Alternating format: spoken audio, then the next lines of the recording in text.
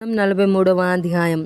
తరువాత అతడు తూర్పు తట్టు చూచు గుమ్మమునకు నన్ను తోడుకొని రాగా, ఇశ్రాయేలీయుల దేవుని ప్రభావము తూర్పు దిక్కున కనబడెను. దాని నుండి పుట్టిన ధ్వని విస్తార జలముల ధ్వని వలె వినబడెను. ఆయన ప్రకాశము చేత భూమి ప్రజ్వరిల్లెను. నాకు కనబడు దర్శనము పట్టణమును నాశనము చేయుటకై నేను రాగా, నాకు కనబడిన దర్శనము వలె నుండెను. మరియు కేబారు నది దగ్గర నాకు కనబడిన దర్శనము వంటి దర్శనములు నాకు కనబడగా నేను సాగిలపడితిని. తూర్పు తట్టు చూచు గుమ్మపు మార్గమున యెహోవా తేజో మహిమ మందిరములోనికి ప్రవేశించెను. ఆత్మ నన్ను ఎత్తి లోపటి ఆవరణములోనికి తీసుకొని రాగా, యెహోవా తేజో మహిమతో మందిరము నిండి ఉండెను. మందిరములో నుండి ఒకడు నాతో మాటలాడినట్టు నాకు శబ్దము వినబడెను. అప్పుడు నా యొద్ద నిలిచిన వాడు నాతో ఇట్లనెను: నరపుత్రుడా, ఇది నా గద్దె స్థలము, నా పాదపీఠము. ఇక్కడ నేను ఇశ్రాయేలీయుల మధ్య నిత్యమును నివసించెదను. వారు ఇకను జారత్వము చేసి తమ రాజుల కళేబరములకు ఉన్నత స్థలములను కట్టి తామైనను తమ రాజులైనను నా పరిశుద్ధ నామమును అపవిత్రపరచకయుందురు. నాకును వారికి మధ్య గోడ మాత్రముంచి నా గడప దగ్గర వారి స్థలముల గడపలను, నా ద్వారబంధముల దగ్గర వారి ద్వారబంధములను కట్టి, తాము చేసిన హేయ క్రియల చేత నా పరిశుద్ధ నామమునకు దూషణ కలుగుటకై వారు హేతువులైరి గనుక నేను కోపావేశుడనై వారిని నాశనము చేసి తిని. వారు జారత్వము మాని తమ రాజుల కళేబరములను నా యొద్ద నుండి దూరమునకు కొనిపోయిన ఎడల వారి మధ్యను నేనెల్లప్పుడూ నివసింతును. కాబట్టి నరపుత్రుడా, ఇశ్రాయేలీయులు తాము చేసిన దోషమును బట్టి సిగ్గుపడునట్లు ఈ మందిరమును వారికి చూపించుము. వారు దాని వైఖరిని కనిపెట్టవలెను. తాము చేసిన వాటినన్నిటిని బట్టి వారు సిగ్గుపడిన ఎడల మందిరం యొక్క వైఖరిని, దాని ఏర్పాటును,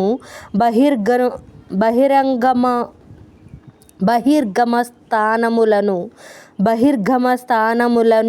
అంతర్గమ స్థానములను, దానిని గూర్చిన మర్యాదలన్నిటినీ, విధులన్నిటినీ, దాని ఆచారములను, క్రమములను వారికి కనపరచి, వారు ఆ ఆచార విధులన్నిటినీ గైకొని ఆచరించున్నట్లు వారు చూచుచుండగా వాటిని వ్రాయించుము.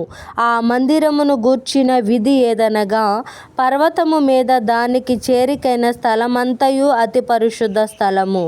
మందిరమును గూర్చిన విధి ఇదియే: మూరల కొల చొప్పున బలిపీఠము యొక్క కొలత ఎంతనగా మూరెడు, అనగా మూరెడు జానెడు బలిపీఠమునకు పీట ఒకటి ఉండవలెను.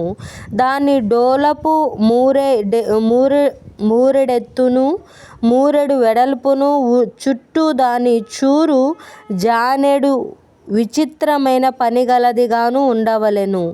నేల మీద కట్టబడిన డోలుపు మొదలుకొని క్రింద చూరు వరకును ఎత్తు 2 మూరలు, వెడల్పు మూరెడు, మరియు చిన్న చూరు మొదలుకొని పెద్ద చూరు వరకు 4 మూరలు, దాని వెడల్పు మూరెడు. దేవుని కొండయను భాగము 4 మూరలు. దేవాగ్ని గుండము నుండి పైకి 4 కొమ్ములుండెను. దేవాగ్ని గుండము 12 మూరల కొలత గలదై చచ్చౌకముగా నుండెను. మరియు చూరు నిడివియు వెడల్పును నలుదిశల 14 మూరలు. దాని చుట్టూనున్న అంచు జానెడు, దాని చుట్టంతయు మూరెడు. డోలుపు ఒకటి ఉండెను. దానికున్న మెట్లు తూర్పు తట్టుండెను.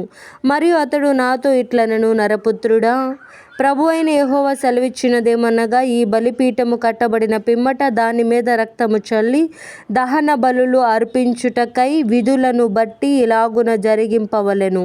ప్రభువు యెహోవా సెలవిచ్చినదేమనగా, పరిచర్య చేయుటకై నా సన్నిధికి వచ్చు సాదోకు సంతానపు లేవీయులగు యాజకులకు పాప పరిహారార్థ బలి అర్పించుటకై కోడెను ఇయ్యవలెను. వారు దాన్ని తీసుకొని పాప పరిహారార్థ బలిగా అర్పించి బలిపీఠమునకు ప్రాయశ్చిత్తము చేయుటకై దాని రక్తములో కొంచెము తీసి దాని 4 కొమ్ముల మీదను చూరు యొక్క 4 మూలల మీదను చుట్టూనున్న అంచు మీదను చమరవలెను. తరువాత పాప పరిహారార్థ బలియగు ఎద్దును తీసి పరిశుద్ధ స్థలమును అవతల మందిరమునకు చేరిన నిర్ణయ స్థలములో దానిని దహనము చేయవలెను. 2వ దినమున పాప పరిహారార్థ బలిగా నిర్దోషమైన ఒక మేకపిల్లను అర్పింపవలెను.